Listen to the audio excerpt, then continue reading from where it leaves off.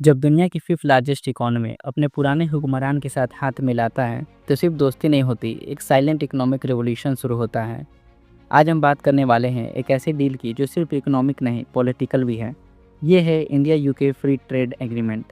क्या ये डील एक गेम चेंजर है या बस एक फ़ोटो अपॉर्चुनिटी? तो चलिए थोड़ा फ्लैशबैक लेते हैं। 2020 में यूके ने ऑफिशियली यूरोपियन यूनियन को अलविदा कह दिया, जिसे हम सब जानते हैं ब्रेक्सिट के नाम से। ब्रेक्सिट के बाद यूके को नया पार्टनर चाहिए था और इंडिया उसकी प्रायोरिटी लिस्ट पे था। और इंडिया भी रेडी था क्योंकि आरसीईपी से हटने के बाद इंडिया भी नए ट्रेड पार्टनर्स ढूंढ रहा था। आरसीईपी का फुल फॉर्म है रीजनल कॉम्प्रिहेंसिव इकोनॉमिक पार्टनरशिप।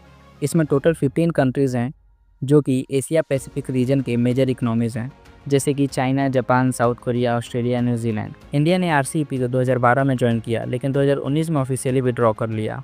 तो लगभग 7 साल तक इंडिया नेगोशिएशंस का हिस्सा रहा, पर एंड में अपने इकोनॉमिक इंटरेस्ट को देखते हुए बाहर निकल गया। इंडिया ने आरसीईपी इसलिए छोड़ा क्योंकि चाइनीज़ माल से देश का ट्रेड डेफिसिट और बढ़ता और लोकल इंडस्ट्रीज जैसे कि डेयरी और मैन्युफैक्चरिंग को नुकसान होता।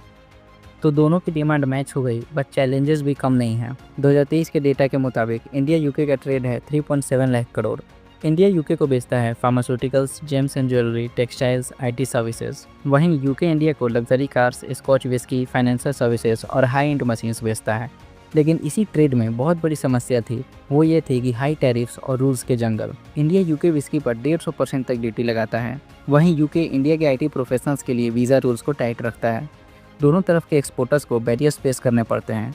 इसी प्रॉब्लम को सॉल्व करने के लिए FTA यानी कि फ्री ट्रेड एग्रीमेंट लाया जा रहा है। ये डील 2022 से नेगोशिएट हो रही है और 14+ राउंड्स के बाद अब जाके ये डील फाइनल हुआ है। FTA में आखिर मेजर इशूज़ क्या थे? सबसे पहला था टैरिफ कट्स।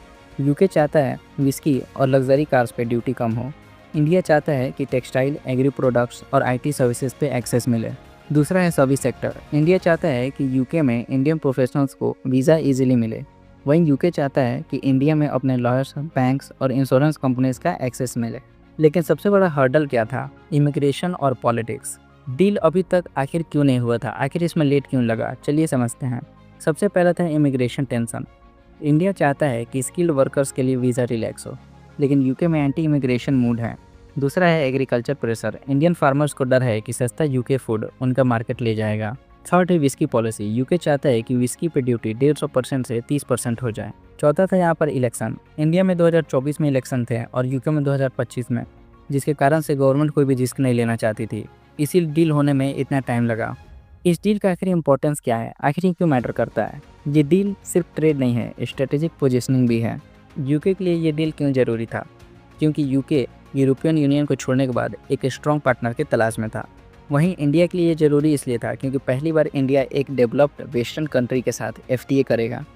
इससे इंडिया का ग्लोबल इमेज और स्ट्रॉन्ग होगा। जियोपॉलिटिक्स के हिसाब से यूके इंडिया को UN सिक्योरिटी काउंसिल में सपोर्ट करता है। डिफेंस कॉपरेशन भी स्ट्रॉन्ग हो रहा है। स्टार्टअप और टेक वर्ल्ड में Indian unicorns London stock exchange पे भी लिस्ट कर सकते हैं। यूके का VC कैपिटल इंडिया के AI और टेक स्टार्टअप्स के लिए बड़ा पुश हो सकता है। VC कैपिटल यानी कि वेंचर कैपिटलिस्ट, यानी कि वो लोग जो स्टार्टअप में पैसा डालते हैं, इन्वेस्ट करते हैं इनिशियल स्टेजेस में। इससे आम आदमी को क्या फ़र्क पड़ेगा? हमारे और आपके जैसे लोगों को। यूके से सस्ता विस्की आएगा, लग्जरी आइटम्स और कार्स आएगा। इंडिया के हैंडीक्राफ्ट्स, सॉफ्टवेयर, फूड प्रोडक्ट्स की यूके में डिमांड बढ़ेगी। इंडियन IT प्रोफेशनल्स के लिए यूके में जॉब अपॉर्चुनिटीज़ ओपन होंगी। इंडियन MSMEs को यूके से इन्वेस्टमेंट मिलेगी। स्टूडेंट के लिए post study work visa rules भी रिलैक्स होगा। लेकिन इसके साथ साथ बहुत सारी दिक्कतें भी हो सकती हैं, जैसे कि लोकल मैन्युफैक्चरर्स को कंपटीशन मिलेगा, फार्मर्स के प्रॉफिट पे इम्पैक्ट आ सकता है, रिच कॉरपोरेट्स ज़्यादा बेनिफिट ले जाएंगे। इसमें हमें बैलेंस बनाए रखना होगा। तो क्या इंडिया यूके ट्रेड डील एक रियल इकोनॉमिक मास्टर स्ट्रोक है? मेरे हिसाब से है, अगर समझदारी से इम्प्लीमेंट हो। लेकिन अगर सिर्फ हेडलाइंस के लिए की गई है तो ये एक मिस चांस बन जाएगी। आपका क्या मानना है? जहाँ कभी ब्रिटिश राज था, वहाँ आज इकोनॉमिक पार्टनरशिप की बात हो रही है। टाइम बदल गया है और पावर भी। कमेंट करके बताइए, क्या इंडिया को डील साइन करने से फ़ायदा हुआ है या फिर नहीं। मिलते हैं नेक्स्ट वीडियो में। जय हिंद।